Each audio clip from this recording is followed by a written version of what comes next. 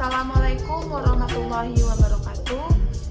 Perkenalkan, nama saya Media Novasari, NPM 21130230078, kelas 1B, program studi pendidikan kimia. Di sini saya akan melanjutkan tugas pendidikan kepramukaan, yaitu menjelaskan pasal-pasal pramuka dari pasal 9 sampai dengan pasal 16. Pasal 9, kecakapan sebagaimana dimaksud dalam pasal 5 terdiri atas A. Kecakapan umum, B. Kecakapan khusus. Pasal 10.1, kegiatan pendidikan kepramukaan dilaksanakan dengan menggunakan sistem Among. 2. Sistem Among merupakan proses pendidikan kepramukaan yang membentuk peserta didik agar berjiwa merdeka, disiplin, dan mandiri dalam hubungan timbal balik antar manusia. 3. Sistem Among sebagaimana dimaksud pada ayat 1 dan ayat 2 dilaksanakan dengan menerapkan prinsip kepemimpinan. A. Di depan menjadi teladan, B. Di tengah membangun kemauan, dan C. Di belakang mendorong dan memberikan motivasi kemandirian. Pasal 11, pendidikan kepramukaan dalam sistem pendidikan nasional termasuk dalam jalur pendidikan non-formal yang diperkaya dengan pendidikan nilai-nilai gerakan kepramukaan yang pembentukan kepribadian yang berakhlak mulia, berjiwa patriotik, taat hukum, disiplin, menjunjung tinggi nilai-nilai luhur bangsa, dan memiliki kecakapan hidup.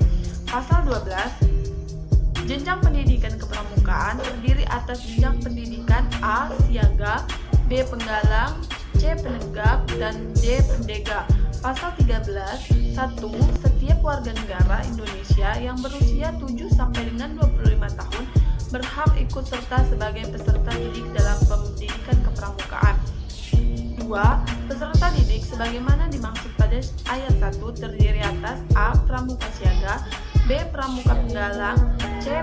Pramuka pendegak, D. Pramuka pandega. 3. Peserta didik sebagaimana dimaksud pada ayat 1 dalam pendidikan kepramukaan disebut sebagai anggota muda. Pasal 14, tenaga pendidik dalam pendidikan kepramukaan terdiri atas A. Pembina, B. Pelatih, C. Pamong, D. Instruktur. 2. Tenaga pendidikan sebagaimana dimaksud pada ayat 1 harus memenuhi persyaratan standar tenaga pendidik. 3. Tenaga pendidik sebagaimana dimaksud pada ayat 1 dalam pendidikan kepramukaan disebut sebagai anggota dewasa. Pasal 15, kurikulum pendidikan kepramukaan yang mencakup aspek nilai sebagaimana dimaksud dalam pasal 8 ayat 1 dan kecakapan sebagaimana dimaksud dalam pasal 9 disusun sesuai dengan jenjang pendidikan kepramukaan dan harus memenuhi persyaratan standar kurikulum yang telah ditetapkan oleh Badan Standarisasi sesuai dengan ketentuan peraturan perundang-undangan. Pasal 16, satuan pendidikan kepramukaan terdiri atas A. Gugus depan, dan B. Pusat pendidikan dan pelatihan.